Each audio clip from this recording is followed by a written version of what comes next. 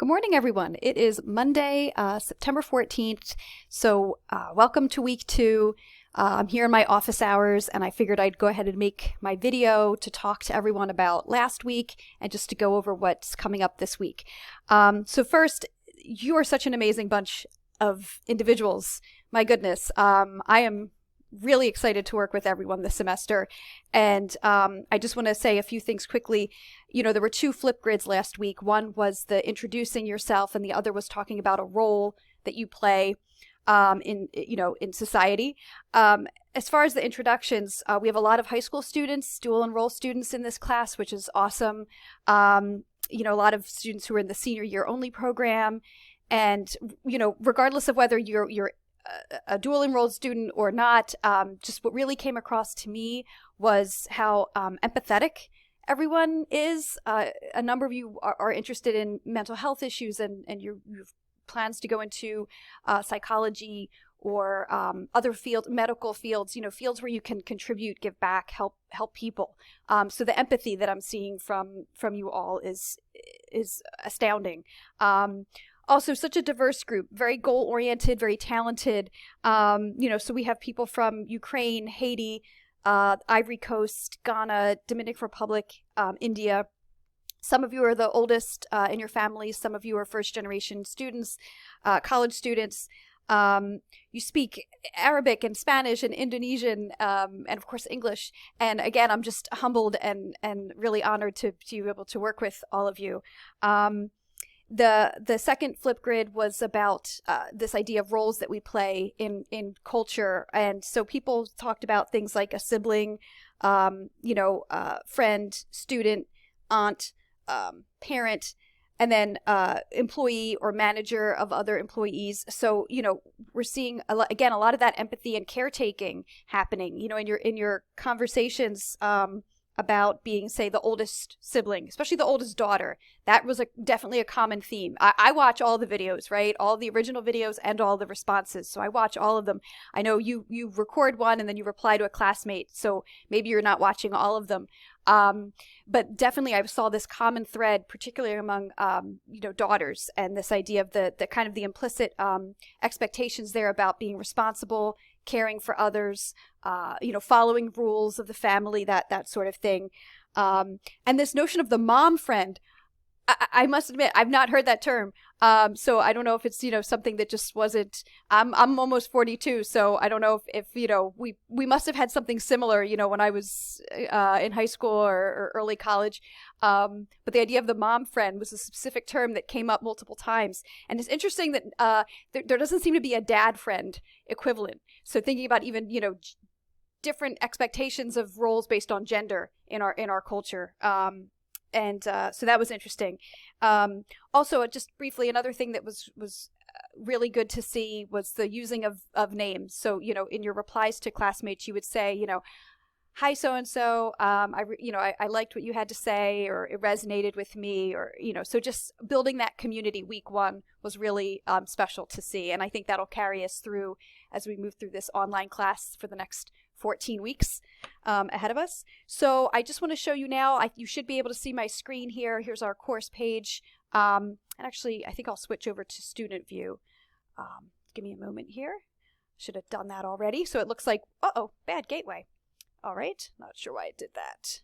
Let's back up. Oh, access denied. Very strange. Okay, I'm going to leave student view. Oh, let's move that. Okay. So we'll go back to home. All right. See, technical glitches, they happen for everyone, right? Faculty are not immune. So move my little picture out of the way. Okay. So here we are. I moved the week one module to the bottom. So it's still here if you want to go back and see it. You can't see all of these things, all the weekly modules. I usually open them up around Wednesday or Thursday for the week coming up. So you don't see all 14 weeks, right? So here was last week. It's still here. It's at the bottom of the page if you need to revisit the guidelines for Flipgrid. So here we are this week. Hopefully I'm not making anyone dizzy. So there's an overview, a little discussion of a thesis statement. This is a short video, just a capture from YouTube. I think a number of you probably already familiar with thesis statements, but if not, it's very important to watch this. And even if you know what a thesis statement is, it's a nice refresher. There is a brief quiz, low stakes. Everyone, I think, will get the 3 points. Please note that it's due the 16th. Okay. A sample MLA heading. We are using the Modern Language Association MLA guidelines for this class, for the essays that you submit, the formal essays. So you could take a quick peek at that, just to kind of see that up front. It's just a formatting issue. It's not. It's nothing more than formatting, and you'll always have access to seeing what that looks like throughout the semester. You don't have to memorize it, right? And then the 2 other big pieces of work, there is a new discussion open on the Flipgrid. It's in response to Andy Zeisler's essay that is in our book this week that you're reading about feminism sort of as a marketing tool. And then the just an outline and a rough draft of a thesis or a working thesis for essay 1. And the prompt for essay 1, here we go. We have here, it's also in the syllabus. You can actually see the prompts for essays 2 and 3 in the syllabus as well, in case you're really curious to see what the next essays are about. So essay number 1, you're weighing in on this idea of, does culture influence or shape our beliefs? Because there are some people who might think that, the things we believe are strictly personal and they're intrinsic to who we are, and that they're not influenced by our larger culture. There are others who would argue the opposite and would say that no, that the things that we believe them because of things that we've seen, heard, taken in from culture. Okay, so you're just kind of sharing what you think about that. Is culture something that shapes our beliefs, or are our beliefs not shaped by culture? And maybe you think it's a little bit of in between. That's okay too. It's your response as a writer is completely yours, and there is no wrong response. So you're not writing the whole paper this week, but you're coming up with an outline. And the outline can be a formal outline that maybe people have learned in high school, or it can just literally be just kind of bullet points or numbered points where you talk about, well, what do you think you're going to use as evidence to support your thesis, right?